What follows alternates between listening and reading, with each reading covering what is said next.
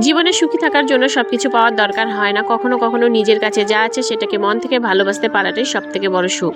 So hello everyone, তোমরা সবাই কেমন আছো? জলপাইগুড়ি জেলা থেকে আমি রিদিকা। আজকে রবিবার আর এখন সকাল 9টার মতো বাজে। আজকের ভিডিওটা তোমাদেরকে সাথে নিয়ে এখান থেকেই শুরু করছি। আমার জীবনে খুব বেশি চাওয়ার নেই, যা আছে যতটুকু আছে সেটা নিয়ে আমি অনেক খুশি। হয়তো আমার জীবনে সব কিছু পারফেক্ট নয়, হয়তো সব ইচ্ছেও পূরণ হয়নি, কিন্তু তারপরও আমি আমার ছোট্ট সংসারটাকে নিয়ে ভালো আছি। আমি সবসময় মনে করি সুখ আসলে অনেক বড় কোনো জিনিসের মধ্যে লুকিয়ে থাকে না, সুখ লুকিয়ে থাকে আমাদের প্রতিদিনের ছোট ছোট মুহূর্তগুলোর মধ্যে।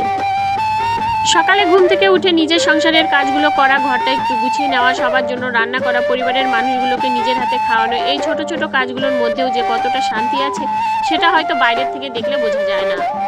কখনো কখনো নিজের জন্য খুব বেশি কিছু না করেও একটা দিন সুন্দরভাবে কেটে যায়। পরিবারের সবাই ভালো আছে, সুস্থ আছে, দুটো মানুষ দুটো কথা বলে হাসতে পারছি, আমার কাছে এই জিনিসগুলোই অনেক বড় পাওয়া। আমি অল্পতে খুশি থাকতে ভালোবাসি, কারণ যত বেশি পাওয়ার পিছনে ছুটবো তত বেশি মনে হবে আমার কিছু একটা কম আছে। আর যখন নিজের কাছে থাকা জিনিসগুলোকে ভালোবাসতে শিখবো তখন দেখবো আমার কাছে আসলে কম কিছুই নেই।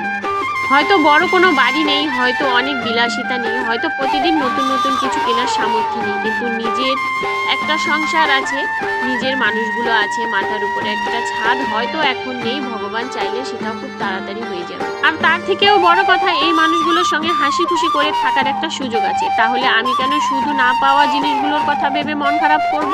জীবনে কিছু জিনিস হয়তো আমার মনের মতো হয়নি, কিছু স্বপ্ন হয়তো এখনো পূরণ হয়নি, কিছু ইচ্ছে হয়তো সময়ের সঙ্গে কোথাও হারিয়ে গেছে, কিন্তু তাই বলে জীবনটা তো থেমে থাকে না।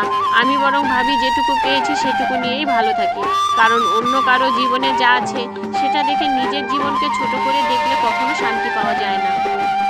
প্রত্যেক মানুষের জীবন আলাদা, কারো কাছে যেটা খুব সাধারণ অন্য কারো কাছে সেটা হয়তো অনেক বড় পাওয়া। তাই আমি কারোর সঙ্গে নিজের জীবনকে তুলনা করতে চাই না। আমার সংসার আমার মতো, আমার সুখও আমার মতো। আমার কাছে সুখ মানে দিনের শেষে নিজের মানুষগুলোকে পাশে পাওয়া, সারা দিনে কাজের পর একটু বসে শান্তি পাওয়া, পরিবারের সবাই ভালো আছে জেনে নিশ্চিন্ত হওয়া, আর ঘুমাতে যাওয়ার আগে মনে হওয়া হ্যাঁ আজকের দিনটা ভালোভাবেই কেটে গেল। সংসারের কাজ তো প্রতিদিনই থাকবে, একটা কাজ শেষ হবে আবার আরেকটা কাজ সামনে এসে দাঁড়াবে, কখনো রান্না, কখনো ঘর গুছানো, কখনো কাপড়, কখনো বাসন, এভাবেই দিনগুলো কেটে যায়। কিন্তু আমি এখন একটা জিনিস বুঝেছি, সংসারের কাজগুলোকে শুধু কাজ হিসেবে দেখলে হয়তো ক্লান্তি লাগে, কিন্তু নিজের মানুষগুলোর জন্য করছি এই ভাবনাটা মনে রাখলে সেই কাজের মধ্যেও একটা আলাদা ভালো লাগা থাকে। হয়তো একরকম যায় না, কখনো ভালো দিন আসে, কখনো একটু খারাপ দিনও আসে, কখনো মন ভালো থাকে, আবার কখনো কারণ ছাড়াই মনটা একটু খারাপ হয়ে যায়।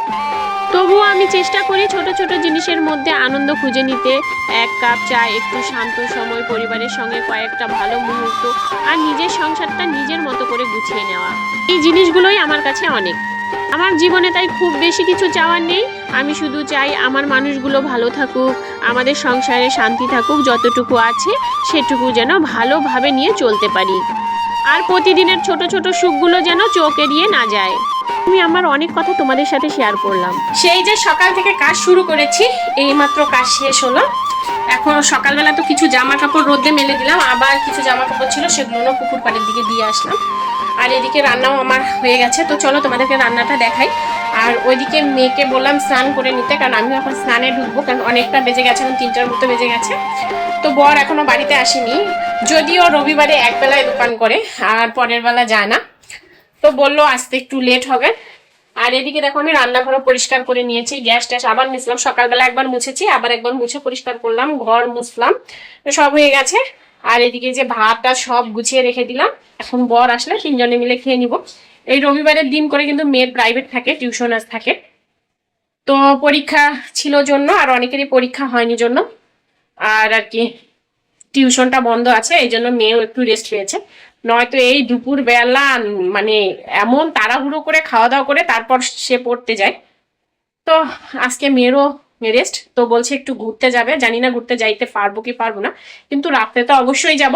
রাত্রে যেহেতু আজকের শ্রাবণ মাসের প্রতি রবিবারে তো বলে বম হয়, আর আমাদের এখানে জল্পেশ মন্দিরে তো সবসময় জমজমাট, তো সেখানে তো যাবই। আর বিকেলে যাবো কি যাবো না সেটা বলতে পারতেছি না, তো যদি যাই তাহলে তোমাদের সঙ্গে শেয়ার করবো। তো অনেকক্ষণ বকবক করলাম, তো চলো এবার আমি স্নানটা করে তারপর যে ভাত হয়ে গেছে দেখো, আর এদিকে এই যে বেগুন, সর্ষে দিয়ে ইলিশ মাছ, আর এদিকে এই যে ছোট মাছের চচ্চড়ি, পুঁটি মাছ। এই পুঁটি মাছটা আমার জামাইবাবু দিয়ে গেছে, তো সেটাও করে নিলাম।